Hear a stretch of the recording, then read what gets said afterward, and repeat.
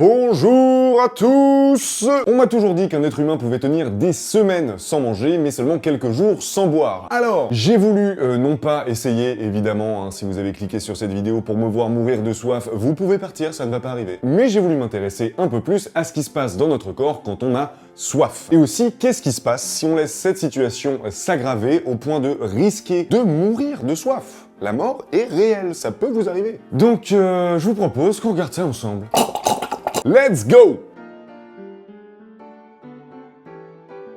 Déjà, pourquoi on ressent la soif? L'eau est un élément essentiel à la vie, d'une manière générale. Pas d'eau, pas de vie telle qu'on la connaît aujourd'hui. C'est vraiment très important. Et notre corps n'échappe pas à la règle. Il en est d'ailleurs majoritairement constitué, comme l'atteste cette infographie que j'ai préparée pour vous, que j'ai mis du temps à faire, donc j'apprécierais que vous la regardiez, vous prenez un petit peu le temps de comprendre ce qui se passe dessus. Voilà, c'est bon?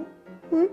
Ok, on est reparti. Et donc, quand le corps estime qu'il en manque, il le fait savoir et déclenche cette sensation qui s'intensifie au fur et à mesure que le manque persiste. Et a priori, les premiers lanceurs d'alerte dans notre corps à ce moment-là seraient situés dans l'hypothalamus. Et donc, mesdames et messieurs, je vous présente les osmocepteurs de la soif!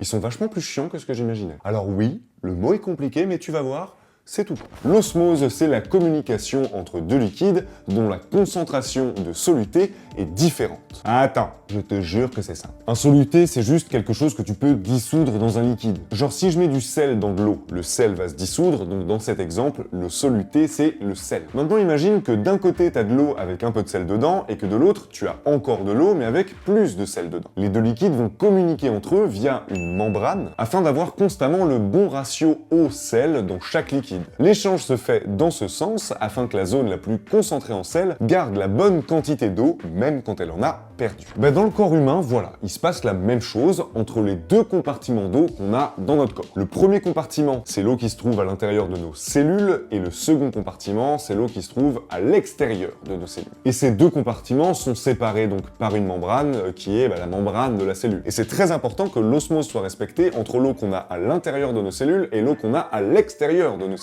Et je vous donne un exemple tout con d'un probable déséquilibre. Quand on mange, on ingère d'un coup beaucoup de sel. Et c'est donc ce surplus de sel qui va perturber l'osmose et déclencher la soif. L'osmose dépend donc de la bonne circulation de l'eau dans le corps, que ce soit celle qui rentre ou celle qui sort. Parce que l'eau finira toujours par quitter notre corps, d'une manière ou d'une autre, c'est inévitable. Quand on pisse, quand on transpire, même quand on respire, on est une vraie passoire pour l'eau. En revanche, ce qu'on ne fait pas naturellement, c'est s'hydrater, faire rentrer de l'eau dans notre corps. Donne-moi de l'eau! D'où l'importance d'y penser. Et quand l'osmose est compromise, on a donc ces osmocepteurs qui deviennent stimulés. Soit à cause de la réduction de leur propre volume, parce que y a moins d'eau, donc voilà, ils se rabougrissent, soit parce qu'ils détectent qu'il y a une mauvaise proportion entre le solvant et le soluté, entre l'eau et le sel. Donc voilà, ça c'est le signal d'alarme qu'il faut écouter. Mais si je refuse d'écouter mon corps, il se passe quoi? La peau se dessèche. Non. Les muqueuses comme la bouche et la langue aussi. Non. Le taux d'eau dans l'urine réduit, laissant une urine sombre. Dans un cas grave, il est même probable qu'une personne ne puisse plus uriner du tout. Non. On a des maux de tête, des crampes. Pourquoi? Bref, le corps